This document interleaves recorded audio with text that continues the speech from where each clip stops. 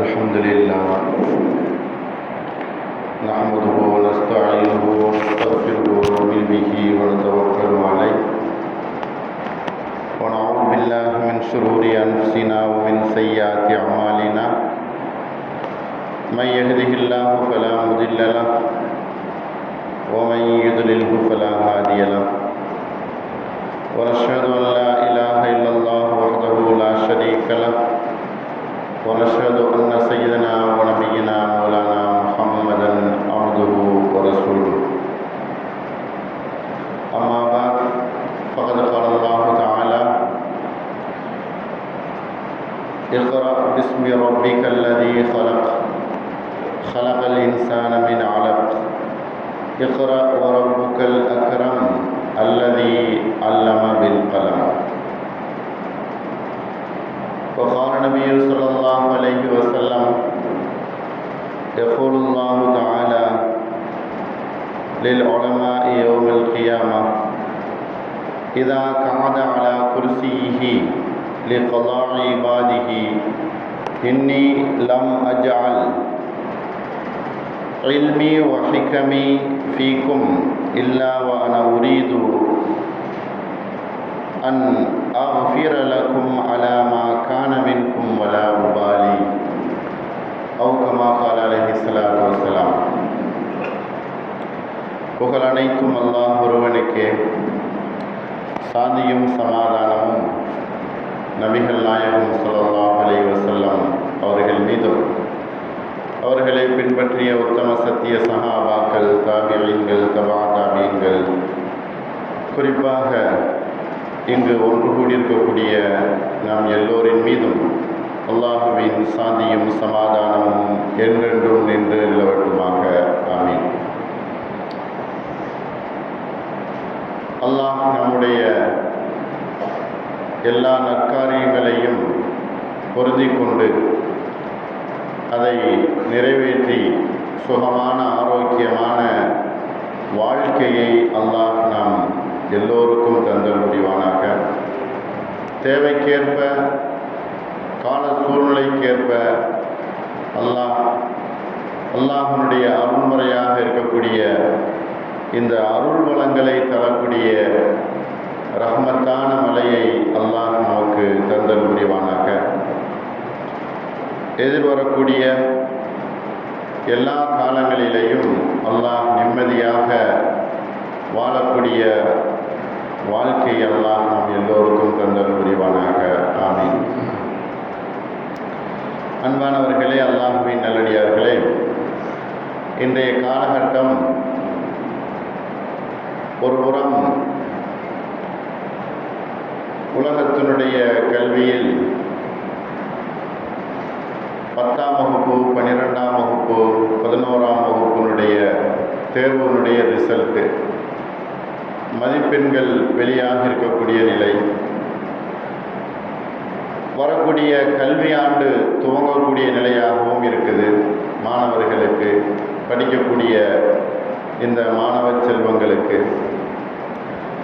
அடுத்து நம்முடைய மதரசாக்களும் துவங்கப்பட்டு நடந்து கொண்டிருக்கக்கூடிய ஒரு நிலையாகவும் இருந்து கொண்டிருக்கு. ரமலான் முடிந்து ஷவ்வாலுடைய மாதத்தில் தான் மதரசாவும் ஆரம்பமாகுது. அதே போல் இந்த கல்வியாண்டும் துவங்கக்கூடியதாக இருக்குது. இன்னொரு சிறப்பு, ஹாஜிகள் நியத்து செய்து மக்காவை நோக்கி பயணம் செய்யக்கூடிய ஒரு நிலையும் இருந்து கொண்டு தான் இருக்குது. இப்படிப்பட்ட கால சூழ்நிலையில்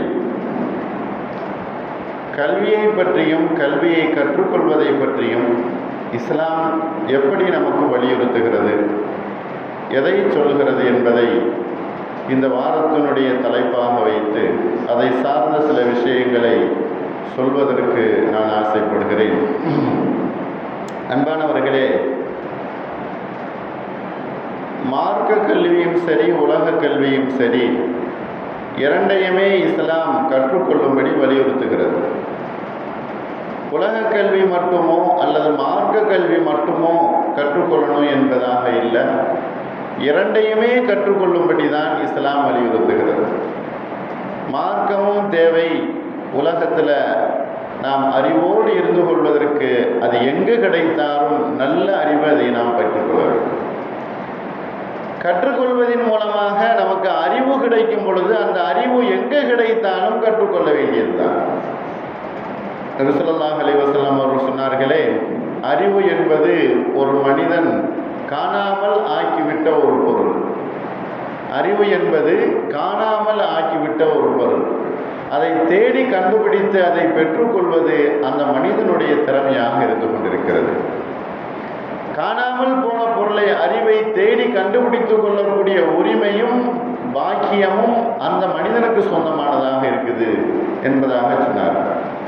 அப்படிப்பட்ட ஒரு அறிவை தரக்கூடிய கல்வி எங்கு கிடைத்தாலும் நாம் கற்றுக்கொள்ள வேண்டியதுதான்.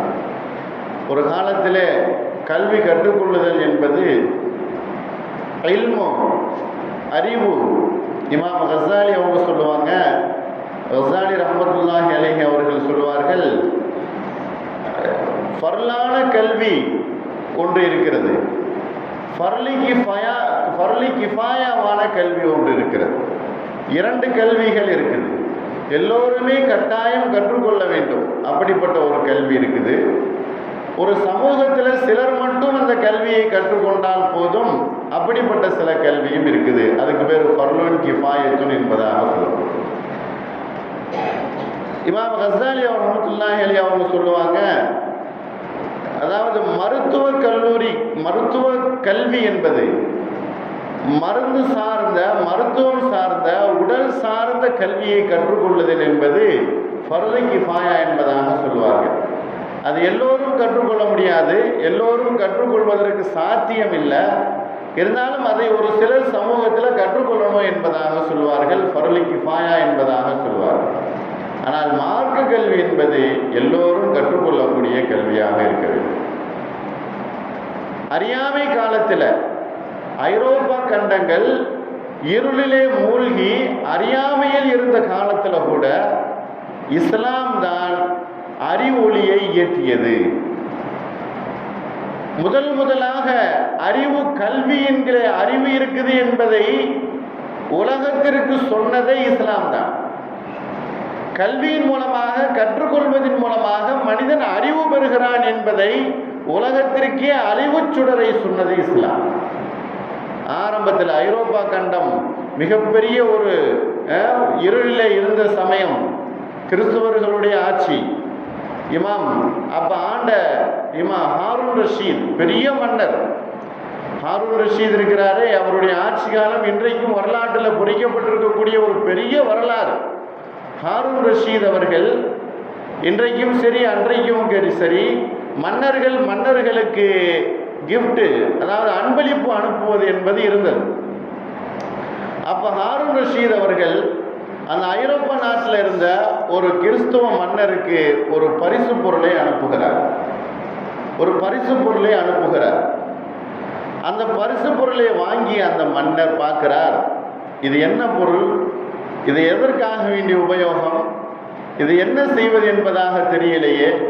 மன்னர் ஹாரூன் ரஷீத் அனுப்பியிருக்கிறார், ஆனால் இதன் பொருளுடைய உபயோகம் என்ன என்பதாக தெரியாதனால ஆலோசனை செய்கிறார். அங்கே இருக்கக்கூடிய அமைச்சர்களிடத்தில், கீழே இருக்கக்கூடிய அமைச்சர்களிடத்தில் ஆலோசனை செய்கிறார், இது என்ன பொருள் என்பதாக சொல்லுங்க. ஒரு மன்னர் இன்னொரு மன்னருக்கு அன்பளிப்பாக கொடுத்த பொருள் அந்த மன்னரால் என்னவென்று தெரிந்து கொள்ள முடியாத ஒரு பொருள், வேறொன்றும் இல்லை. அவருக்கு கொடுக்கப்பட்டது ஒரு வாட்ச், கையிலே கட்டக்கூடிய கைக்கடியாரத்தை உபயோகப்படுத்த தெரியாத ஒரு நிலை. அமைச்சர்கள் அதை வாங்கி பார்க்குறாங்க. பார்த்துட்டு அந்த முள்ளு சுற்றுவதை பார்த்துட்டு, அதை தொடர்ந்து இன்னும் 2-3 முள்ளுகள் சுற்றுவதை பார்த்துட்டு அவர்கள் சொல்லுகிறார்கள், ஏதோ அந்த இஸ்லாமிய மன்னர் உங்களுடைய ஆட்சியை படம் பிடிப்பதற்கோ அல்லது பூதமாகவோ ஜின்னாகவோ அனுப்பியிருக்கிறார், ஆகையினால் இதை நீங்கள் யூஸ் பண்ணாதீர்கள், பயன்படுத்தாதீர்கள் என்பதாக அச்சமூட்டி அந்த மன்னரை பயம் ஏற்படுத்தி விடும் பொழுது அந்த மன்னர் அதை கீழே போட்டு உடைத்து விடுகிறார். இதுதான் ஆரம்ப நிலையாக இருந்த ஒரு நிலை. ஆரம்பத்தில் இப்படித்தான் அறிவு ஒளியை ஏற்றிய இஸ்லாம் தான் ஆரம்பமாக இருந்தது. இன்றைக்கு பார்க்கிறோம் நம்முடைய நிலைமை எப்படி இருக்குது. கிறிஸ்தவர்கள் கல்வியிலே உயர்ந்திருக்கிறார்கள். எங்கு பார்த்தாலும் கல்வி, கல்விக்கூடம், கல்வி நிலையங்கள், கல்வியகங்கள் எல்லாம் அவர்களுடைய கையிலே. 3.5% நமக்கு இடம் ஒதுக்கீடு கொடுத்த போதிலும் கல்வி கற்றுக்கொள்ளாதனால் அந்த இடங்கள் நிரப்பப்படாமல் காலியாக இருந்து கொண்டிருக்கிறது. ஆனால் கிறிஸ்தவர்கள் எங்களுக்கு இடஒதுக்கீடு தேவையில்லை, நாங்கள் படித்து நாங்கள் வேலையை வாங்கிக் கொள்கிறோம் அப்படின்னு சொன்னவர்கள். அன்பானவர்களே, இதுதான் இன்றைய நிலையாக இருந்து கொண்டிருக்கு. இது மட்டுமல்ல, மதரசாவினுடைய நிலையும் அப்படித்தான் இருந்து கொண்டிருக்கிறது. இருக்க இருக்க குறைந்து கொண்டு போகக்கூடிய நிலை. ஆரம்பத்திலே ஸ்பெயினிலிருந்து இஸ்லாமியர்கள் வெளியேற்றப்பட்ட அந்த காலகட்டத்திலே கிறிஸ்தவர்கள் அங்கு இஸ்லாமியர்களுடைய பொருள்களை விட்டு சென்றார்கள் அல்லவா, அதை எப்படி உபயோகப்படுத்தணும் என்பது கூட தெரியாமல் இருந்தது. நிறைய பொருள்களை அவர்கள் விட்டு சென்று போயிட்டார். ஆனால் அந்த பொருள்களை எப்படி உபயோகப்படுத்துகிறது என்பதாக கூட அவர்களுக்கு தெரியாது. அப்படிப்பட்ட உயர்ந்த அறிவு திறனிலே இருந்தவர்கள். ஏன் அல்லாஹ் அதைத்தானே சொல்லுகிறான் குர்ஆன்ல, இக்ரா பிஸ்மி ரப்பிக்கல் லதீ ஹலக், ஓதுங்கள், படியுங்கள், கல்வியை கற்றுக்கொள்ளுங்கள். அல்லாஹ் பேனாவின் மீது சத்தியமிட்டு சொல்கிறான், நூன் வல் கலமி வமா யஸ்துரூன். இப்படியாக குர்ஆன்ல கல்வியினுடைய அறிவை பற்றி நிறைய சொல்லப்பட்டிருக்குது. கல்வியை கற்றுக்கொள்வது ஃபர்ல் என்பதாக சொல்லப்பட்டிருக்கு. கல்வியிலே உங்களுடைய அறிவை வளர்த்து கொள்ளுங்கள் என்பதாக சொல்லப்பட்டிருக்கு. இன்னும் இந்த காலத்தினுடைய தேவை மிகவும் முக்கியமாக இருந்து கொண்டிருக்கிறது. அதிகார வர்க்கத்திலே, ஆட்சியிலே ஆளக்கூடிய அதிகார வர்க்கத்தினுடைய அடிப்படையிலே யார் இருக்கணுமோ அவர்கள் இல்லாமல் முஸ்லிம்கள் அவர்கள் மீது அடக்குமுறையில் இருந்து கொண்டிருக்கக்கூடிய நிலை. ஒரு பக்கம் இந்த தென் பகுதியிலே, இந்தியாவுடைய தென் பகுதியிலே மதரசாக்கள் இல்லாமல் போகக்கூடிய நிலை குறைந்து கொண்டே போய் கொண்டிருக்கிறது. மதரசாவுடைய மாணவர்கள் குறைந்து போய்கிட்டு இருக்கிறாங்க. ஆனால் வடநாட்டிலே கல்வி கற்றுக்கொள்வதற்கு நிறைய மதரசாக்கள் உருவாகி கொண்டிருக்கு. ஆனால் இந்த ஆட்சி அதிகாரத்தை கொண்டு மதரசாக்களை இல்லாமல் ஆக்கப்பட்டு கொண்டிருக்கக்கூடிய நிலை. நிச்சயமாக வரக்கூடிய மாதத்திலே 4ஆம் தேதி ஒரு பெரிய மாற்றம் வர வேண்டும் என்பதாக நாம் எதிர்பார்க்கிறோம். நிச்சயமாக மதரசாக்கள் பாதுகாக்கப்படுவதற்கு, மார்க்க கல்விகள் பாதுகாக்கப்படுவதற்கு இது மிகவும் சாதகமாக அமையும் என்பதாக நாம் எதிர்பார்க்கிறோம். துவா செய்வோம். அப்பொழுதுதான் நிறைய மாற்றங்கள் நாம் மார்க்க கல்வியிலே கற்றுக்கொள்ள முடியும். அன்பானவர்களே, உலக கல்வியும் சரி, மார்க்க கல்வியும் சரி, அல்லாஹ் கொடுத்த மிகப்பெரிய ஒரு பாக்கியம். அல்லாஹ் குர்ஆன்ல குல் ஹல் யஸ்தவில் லதீன யஅலமூன வல்லதீன லா யஅலமூன், அறியாமை காலத்தில் இருந்த கல்வி கற்றுக்கொள்ளாதவர்களும் கல்வி கற்றுக்கொண்டவர்களும் 2 பேரும் சரிசமமாக ஆக முடியாது. அது 2 பேர்த்தையும் ஒன்றாக இணைக்காது. கல்வி கற்றவர்களுக்கு எங்கு வேண்டாலும் அவர்களுக்கு சிறப்பு என்பது இருக்குது. அது மார்க்க கல்வியோ அல்லது உலக கல்வியோ, எப்படிப்பட்ட கல்வியாக இருந்தாலும் அவர்களுக்கு சிறப்பை அல்லாஹ் கொடுக்கிறான். வானுலகிலே அல்லாஹ் சிறப்பை கொடுக்கிறான். கியாமத் நாளிலே சிறப்பை கொடுக்கிறான். மிகப்பெரிய ஆட்சி அதிகாரத்துக்கு முன்னால் சிறப்பை கொடுக்கிறான். மன்னர் ஹாரூன் ரஷீத் அவர்கள் ஒரு இல்முனுடைய சபையிலே அமர்கிறார்கள். இல்முனுடைய சபையிலே அமர்கிறார்கள். அமர்ந்த அந்த சமயத்தில் ஒரு மார்க்க அறிஞர் ஹதீஸுகளை வாசித்து கொண்டிருக்கிறார். நபி ஸல்லல்லாஹு அலைஹி வஸல்லம் அவர்களுடைய ஹதீஸுகள், அவர்களுடைய பொன்மொழிகள் வாசிக்கப்பட்டு கொண்டிருக்கு. யார் அவர்களுக்கு சொன்னது? அவர்களுக்கு யார் சொன்னது? நபி ஸல்லல்லாஹு அலைஹி வஸல்லம் அவர்களிடத்திலிருந்து யார் நேரடியாக கற்றது இந்த ஹதீஸை என்பதையாகவெல்லாம் அப்படியே வரிசையாக சொல்லி கொண்டு வந்து கொண்டிருக்கிறார். இதை கேட்டுக்கொண்டிருந்த மன்னர் ஹாரூன் ரஷீத் அவர்கள் தனது பக்கத்தில் இருந்தவர்களிடத்திலே கேட்கிறார், ஹதீஸுகளை வாசித்து கொண்டிருக்கிறாரே, அவர் சிறந்தவரா?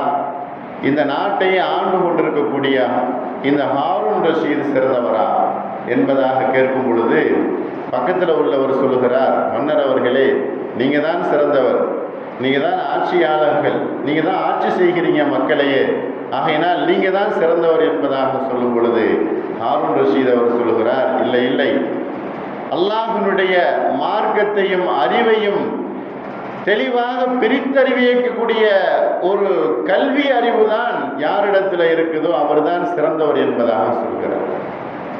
அன்பானவர்களே, அல்லாஹ்வின் நல்லடியார்களே, ஒரு சமூகம் நாகரிகமும் உயர்வும் பெற வேண்டும் என்று சொன்னால் கல்வி அறிவு மிகவும் அவசியமாக இருக்குது. அதிகார வர்க்கத்தினுடைய பலமும் பதவியும் வேண்டும் என்று சொன்னால் நிச்சயமாக கல்வி என்பது அவசியமாக இருக்குது. மார்க்கம் இப்படியே எடுத்து சொல்லாமல் போனால், மார்க்க அறிஞர்கள் குறைந்து கொண்டே போனால், கல்வி கூடங்கள் இல்லாமல் போனால், மார்க்கத்தை எடுத்து சொல்லி நடத்தக்கூடிய ஒரு நிலை இல்லாமல் போகிறோமோ என்கிற பயம் இருந்து கொண்டிருக்கிறது. கொஞ்சம் கொஞ்சமாக மக்தப் மதரசாக்கள், காலையிலே மாலையிலே நடந்து கொண்டிருக்கக்கூடிய மதரசாக்கள் என்று போய் கொண்டிருக்கிறது. அரபி கல்லூரிகளுடைய மாணவர்கள் குறைந்து கொண்டு போய் கொண்டிருக்கிறார்கள். இது விஷயத்தில் நாம் மிகவும் ஆய்வு செய்து ஒரு மிகப்பெரிய ஒரு ஆய்வை நடத்திய மிகப்பெரிய இமாம்கள், உலமா பெருமக்கள், மார்க்க அறிஞர்கள் சொல்கிறார்கள், ஏன் மார்க்க கல்வியினுடைய கற்குதல் குறைந்து கொண்டே போய் கொண்டிருக்கு? எதனால, என்ன காரணம்? மார்க்கம் சொல்லும் மார்க்க அறிஞர்கள் இல்லை என்று சொன்னால் மக்களை வழிக நடத்துவது, மக்களை வழியின்பால் செல்ல வைப்பது யாருடைய கடமையாக ஆக போகுது என்கிற ஒரு கவலைக்கிடமான ஒரு விஷயத்திலே வரும் பொழுது இன்றைக்கு சமூகம் மார்க்க அறிஞர்களை நடத்துவதிலேயும் மிகவும் குறை செய்கிறது. அவர்களை கண்ணியமான முறையிலே அவர்களுக்கு கொடுக்கக்கூடிய முழுமையான ஊதியத்தை இன்றைக்கு பார்க்கிறோம் அல்லவா? கிறிஸ்துவர்களே, அவர்கள் ஃபாதர்கள் அவர்கள் எப்படி வைத்திருக்கிறார்கள்? அவர்களுடைய பதவியையும் அந்தஸ்தையும் உயர்வாக கொடுத்து, நல்ல சம்பளத்தை கொடுத்து, நல்ல ஒரு இடத்தை கொடுத்து, கண்ணியத்தை கொடுத்து, இன்னும் சொல்ல போனால் வாகனத்தை கூட கொடுத்து அவர்கள் கண்ணியப்படுத்தி வைத்திருக்கிறார். ஏன்? நம்முடைய சமூகத்தினுடைய குரு, நம்முடைய சமூகத்தை சொல்லக்கூடியவர், நமது மார்க்கத்தை சொல்லக்கூடியவர், மார்க்கத்தினுடைய காவலாளி.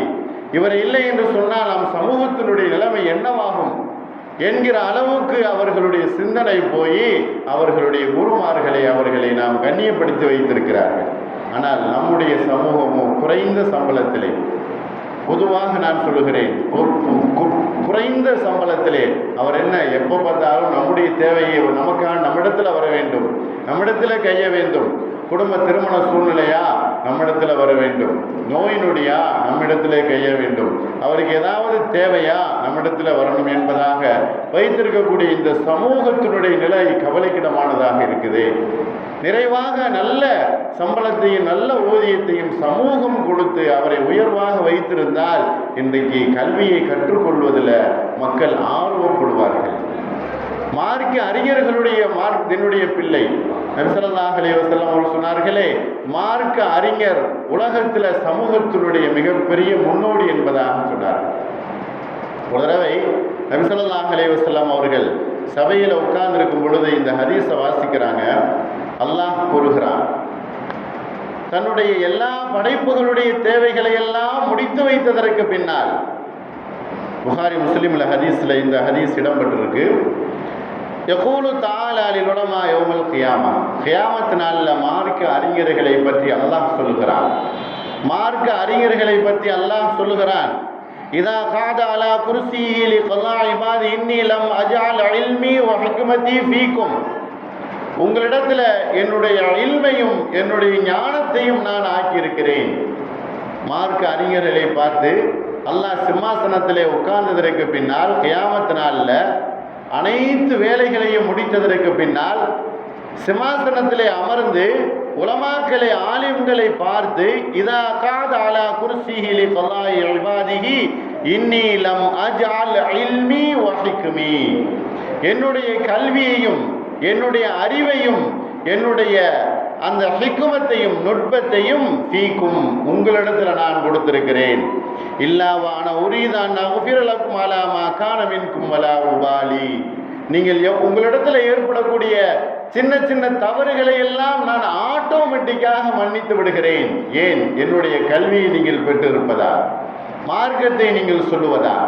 மார்க்கத்தினுடைய அடிப்படையிலே நீங்கள் இருப்பதனால் நிச்சயமாக உங்களுடைய எல்லா பாவங்களையும் நான் மன்னித்து விடுகிறேன் என்பதாக அல்லாஹ் சொல்லுகிறான் என்பதாக நபி ஸல்லல்லாஹு அலைஹி வஸல்லம் அவர்கள் சொல்லி காட்டுகிறார். மார்க்க கல்வியை ஏற்படுத்துவதற்கு ஒரு அமைப்பு வேண்டும், ஒரு நிலைமை என்பது வேண்டும், அதற்காக வேண்டி ஏற்பாடுகள் வேண்டும். சமூகத்தில் சிறு குழந்தையிலிருந்து கடைசி வரையிலையும் மார்க்கத்தை கொஞ்சமாவது அறிந்து கொள்ளக்கூடிய சூழ்நிலை ஒவ்வொரு நாளும் ஏற்பட வேண்டும். ஒரு முஸ்லீம் என்று சொன்னால், ஒரு இஸ்லாமியன் என்று சொன்னால், இன்றைக்கு என்னால் என்ன மார்க்க கல்வி கற்றுக்கொண்டேன்? நான் குர்ஆனை படிக்க தெரியும், குர்ஆனிலிருந்து ஒரு ஆயத்தை நான் தினந்தோறும் ஓதிக்கொண்டிருப்பேன், அல்லது குர்ஆனிலிருந்து ஒரு சூறாவை தினந்தோறும் மனனம் செய்து கொண்டிருப்பேன், அல்லது ஒரு ஹதீஸை ஒவ்வொரு நாளும் நான் ஃபஜருக்கு பின்னாலோ அல்லது லுஹருக்கு பின்னாலோ அதை நான் மரணம் செய்து உள்ளத்தில் வைத்துக் கொள்வேன். அப்படிங்கிற நிலைமை சமூகத்தில் உருவாக வேண்டும். அன்பானவர்களே, மார்க்க கல்வி வேறு, நாம் உலக கல்வி வேறு. அல்லது மார்க்கத்தை கற்றுக்கொள்வதற்கென்று ஒரு கூட்டம் இருக்கும், அல்லது சில நபர்கள் இருப்பார்கள், அவர்களுக்கு மட்டும்தான் கடமை என்று அல்ல. மார்க்கத்தை கற்றுக்கொள்வது நபி ஸல்லல்லாஹு அலைஹி வஸல்லம் அவர்கள் சொன்னார்கள், மார்க்க கல்வியை கற்றுக்கொள்வது ஆண் பெண் இரு பிரிவினர்களுக்கும் கட்டாய கடமையாக இருந்து கொண்டிருக்கிறது. இன்றைக்கு கல்வியினுடைய நிலைமை பார்க்கிறோம். சம்பாதிக்கணும், பதவி வேண்டும், அந்தஸ்து வேண்டும், மரியாதை வேண்டும், அதன் மூலமாக உலகம் சம்பாதிக்கணும், வசதியோடு வாழணும் அப்படிங்கிற நிலைதான் கல்வியினுடைய பின்னணியாக இருந்து கொண்டிருக்கு. ஆனால் கல்வி என்பது ஆரம்ப காலத்தில் அது சமூக சேவை, அது எதையுமே எதிர்பார்க்காத ஒரு நிலை. கல்வியை அறிவி புகட்டுதல் என்பது, கல்வி அறிவை கொடுக்குதல் என்பது அது சேவையாகத்தான், சேவை மனப்பான்மையாகத்தான் இருந்து கொண்டிருந்தது. ஆனால் இன்றைக்கு கல்வி என்பது அது காசு பணத்தை ஒட்டி வரக்கூடியதாக இருக்குது. காசு பணத்தினுடைய சம்பாதித்தனுடைய மறு உருவமாக இருந்து கொண்டிருக்கிறது. சேவை என்பது மாறிடுச்சு. பொதுவாக எல்லா சேவைகளும் ஒரு மாற்றம் தான். கல்வி சேவை, மருத்துவ சேவை, பொது சேவை, இதெல்லாம் ஒரு சேவையாகத்தான் இருந்தது. ஆனால் இன்றைக்கு காசுக்கு பின்னால் இதனுடைய சேவை இருந்து கொண்டிருக்கிறது. அன்பானவர்களே, அல்லாஹ்வின் ஆகையினால்தான் இந்த கல்வியினுடைய மகத்துவம் தெரியாமல், கல்வியாளர்களுடைய மகத்துவம் தெரியாமல், கல்வியாளர்களுடைய கண்ணியம் தெரியாமல் போய்கொண்டே இருக்கக்கூடிய நிலையை நாம் பார்க்கிறோம். அன்றைய காலத்திலே இமாம் அஹ்மத் பின் ஹம்பல் அவர்கள் ஆட்சியாளர்கள் மூலமாக சில கட்டுப்பாடுகள் அவர்களுக்கு விதிக்கப்பட்டது. இமாம் அஹ்மத் பின் ஹம்பல் அவர்கள் பெரிய இமாம், அவர்களுக்கு பின்னால் ஒரு பெரிய மாணவ பட்டாளமே இருக்கும். ஆயிரக்கணக்கான மாணவர்கள் இருந்து கொண்டிருப்பாங்க. அவ்வளவு கல்வியிலே சிறந்தவர்கள் அஹ்மத் பின் ஹம்பல் அவர்கள். அவர்களுடைய வரலாறு இன்றைக்கும் பொறிக்கப்பட்டிருக்கு. அஹ்மத் பின் ஹம்பல் அவர்கள் மிகப்பெரிய உயர்ந்த அந்தஸ்தை பெற்றவர்கள். நபி ஸல்லல்லாஹு அலைஹி வஸல்லம் அவர்களுடைய வழித்தோன்றலே வந்தவர்கள். அவர்களுக்கு கல்வியினுடைய அந்த நிலை அறிந்து அவர்களுக்கு சில கட்டுப்பாடுகள் அன்றைக்கு இருந்த அரசாங்கம், அந்த இருந்த கவர்மெண்ட் ஒரு கட்டுப்பாடை விதித்திருந்தது. இன்னும் சொல்லப்போனால் அவர் வீட்டை விட்டு வெளியே வரக்கூடாது, கல்வி சொல்லிக் கொடுக்கக்கூடாது, சபைக்கு வரக்கூடாது என்பதாக ஒரு கட்டுப்பாடு போடப்பட்டிருந்தது. அந்த சமயத்தில் வெளிநாட்டிலிருந்து, ஸ்பெயினிலிருந்து ஒரு முஸ்லீம் இமாம் அஹ்மத் பின் ஹம்பல் அவர்களை கல்வி ஹதீஸுகளை கற்றுக்கொள்வதற்காக வேண்டி வந்து சந்திக்கிறார். அவர் சந்திக்கக்கூடிய அந்த நிலையிலே இமாம் அஹ்மத் பின் ஹம்பல் அவர்கள் சொல்கிறார்கள், நீங்கள் இவ்வளவு சிரமத்தோடு முயற்சி செய்து கல்வியை என்கிட்ட கற்றுக்கணும் வந்திருக்கிறீங்க, ஆனால் இந்த நாட்டினுடைய சட்டம் என்ன தெரியுமா, கல்வி கற்றுக்கொள்ளக்கூடாது என்பதாக என்னிடத்தில். ஆகினால நீங்கள் உங்களுக்கு அப்படி அவசியம் கல்வி கற்றுக்கொள்ளணும் அப்படின்னு சொன்னால் நான் சொல்கிற அந்த முறைப்படி நீங்கள் செய்யுங்க என்பதாக சொல்லி, நீங்கள் யாசகம் கேட்பதை போன்று தினந்தோறும் என்னிடத்தில் வரணும், கிழிந்த ஆடைகளை உடுத்தி தலையில் வந்து தலப்பாகைக்கு, அதாவது உருமா என்கிற அந்த தலப்பாயை கட்டி கொண்டு மிகவும் வயசானவர் போன்று ஏதோ எதிர்பார்த்து யாசகம் கேட்பதை போன்ற இடத்துல நீங்கள் வரணும். உங்களுக்கு நான் ஏதாவது ரொட்டி துண்டுகளோடு வைத்து இந்த கல்வியினுடைய பாடத்தை அந்த எழுதி உங்களிடத்தில் நான் அதோடு சேர்த்து கொடுப்பேன், அதை நீங்கள் படித்து கொள்ள வேண்டியதுதான் என்கிற நிலையிலே இமாம் அஹ்மது பின் ஹம்பல் அவர்கள் அந்த மனிதருக்கு சொல்லுகிறார்கள். அவர்தான் பாக்கி இப்னு அத்தி என்று சொல்லக்கூடிய அந்த நபர். இப்படியாக பல நாட்கள் கல்வியிலே அவர் கற்றுக்கொண்டிருக்கிறார். கிட்டத்தட்ட சுமார் சொல்லப்படுகிறது, கல்வியை கற்றுக்கொள்வதற்காக வேண்டிய 1000 தீனார்கள் செலவழிப்பார்கள். 1000 தீனார். 1000 தீனார் என்று சொன்னால் இன்றைக்கினுடைய 500 பவுன். 500 பவுனுடைய மதிப்பு எவ்வளவு பார்த்து கொள்ளலாம். அவ்வளவு செலவுகள் கல்விக்கு செலவு செய்வார்கள். அப்படியே கற்றுக்கொண்டு வந்த அந்த சமயத்தில் தான் இமாம் அஹ்மது பின் ஹம்பல் அவர்களை பற்றி அந்த அரசர் தெரிகிறார். இவ்வளவு பெரிய சிறப்பு வாய்ந்தவரை நாம் குற்றம் சுமத்தி இருக்கிறோமே, இவரை நாம் கல்வி கற்றுக்கொள்ள முடியாமல் நாம் விட்டெடுக்கிறோமே என்பதாக உணர்ந்து அவரிடத்திலே மன்னிப்பு கேட்டு அவர் ஹதீஸுகளை கற்றுக் கொடுக்க நீங்கள் வர வேண்டும் என்பதாக சொல்லி அனுமதிக்கிறார்கள். அப்படி அனுமதித்த அந்த நபர் தான் இமாம் அஹ்மது பின் ஹம்பல் அவர்கள். அவர்கள் கல்வியை கற்றுக் கொடுக்க வருகிறார்கள் என்று சொன்னவுடன் அந்த கல்வியை கற்றுக்கொள்வதற்கு, அந்த ஹதீஸுகளை கற்றுக்கொள்வதற்கு பல ஆயிரக்கணக்கான மாணவர்கள் ஒன்று கூடியிருக்கிறார்கள்.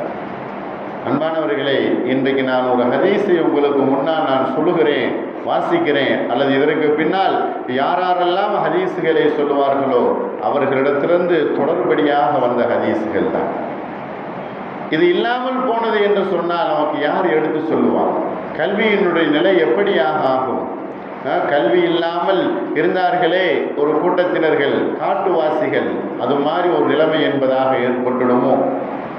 நாகரீகம் கற்றுத்தரும் கல்வி, உலகத்தில் பண்பை கற்றுத்தரும் கல்வி, உலகத்தில் அழகை கற்றுத்தரக்கூடிய கல்வி, ஆடை அணிவதிலிருந்து, சாப்பிடுவதிலிருந்து, மனிதர்களிடத்தில் பழகுவதிலிருந்து, பயணம் செய்வதிலிருந்து எல்லா கல்வியையும் கற்றுத்தள்ளுதல் என்பது மார்க்க கல்வி முதன்மையாக வகிக்கிறது. நபி ஸல்லல்லாஹு அலைஹி வஸல்லம் அவர்கள் உலகத்தில் எழுத படிக்க தெரியாத உம்மி நபியாக இருந்தாலும் கூட, ஆனால் கல்வியை கொடுப்பதிலையும் கொள்வதிலையும் ஆர்வப்படுத்தி இருக்கிறார். பெண்கள் கல்வி கற்றுக்கொள்ளணும் என்பதற்காக வேண்டி சில பெண்மணிகளை நிக்கா செஞ்சாங்க. நிக்கா செஞ்சு அந்த கல்வியை அந்த மனைவிமார்களுக்கு சொல்லிக் கொடுத்தாங்க. அந்த மனைவிமார்கள் பெண்களுக்கு சொல்லிக் கொடுத்தார்கள். இப்படியாக நிறைய கல்விகளை நபி ஸல்லல்லாஹு அலைஹி வஸல்லம் அவர்கள் கற்றுத்தந்தார்கள். பத்ர் போரிலே மக்காவாசிகள் கைதிகளாக பிடிக்கப்பட்டாங்க.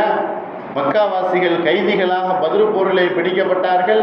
அப்பொழுது நபி ஸல்லல்லாஹு அலைஹி வஸல்லம் அவங்க சொன்னாங்க, காசு இருக்கக்கூடியவர்கள், பணம் வைத்திருக்கக்கூடியவர்கள், நீங்கள் உங்களுடைய கைதியிலிருந்து விடுதலை செய்து கொள்ளுங்கள், பணத்தை பணயமாக கொடுத்து. அது இல்லாதவர்கள், உங்களுக்கு கல்வி தெரியும் அப்படின்னு சொன்னால் அதை என்னுடைய மக்களுக்கு கற்றுக் கொடுத்து நீங்கள் உங்களை விடுதலை செய்து கொள்ளுங்கள் என்பதாக சொன்னார். இப்படியாக கல்வி கற்றுக் கொடுப்பதில் இஸ்லாம் ரெண்டுக்குமே அறிவு எங்கு கிடைக்கிறதோ, அறிவு எங்கு மனிதனை வளர்த்து கொள்வதற்கு அது முயற்சி செய்கிறதோ அதில் இஸ்லாம் முழுமையாக அதில் இருந்து கொள்ளும்படி சொல்லுகிறது.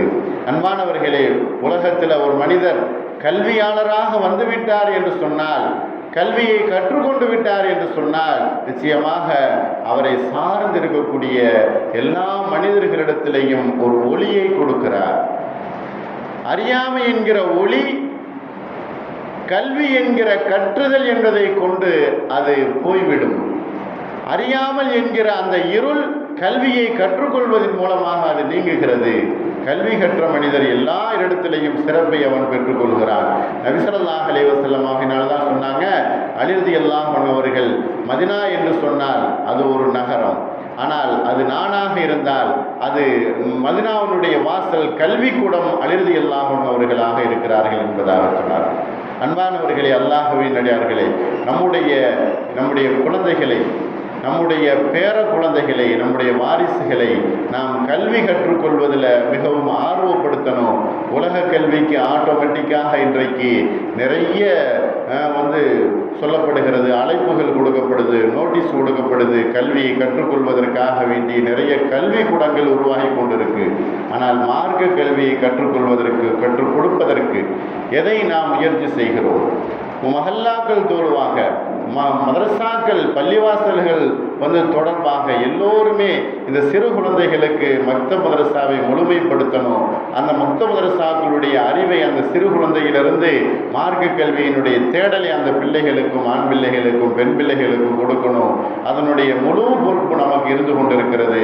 வல்ல ரஹ்மான் எல்லா கல்வியிலும் சிறந்தவர்களாக, மார்க்கத்தை முழுமையாக படித்து கொள்ளக்கூடியவர்களாக, படித்து கொடுக்கக்கூடியவர்களாக, நல்லதொரு அறிவை பெற்ற நன்மக்களாக வல்ல ரஹ்மான் எல்லோரையும் ஆக்கி அருள்புரிவானாக. வாஹிர் தாவானா அல்ஹம்துலில்லாஹி ரப்பில் ஆலமீன். அஸ்ஸலாமு அலைக்கும் வரஹ்மத்துல்லாஹி வபரகாத்துஹு.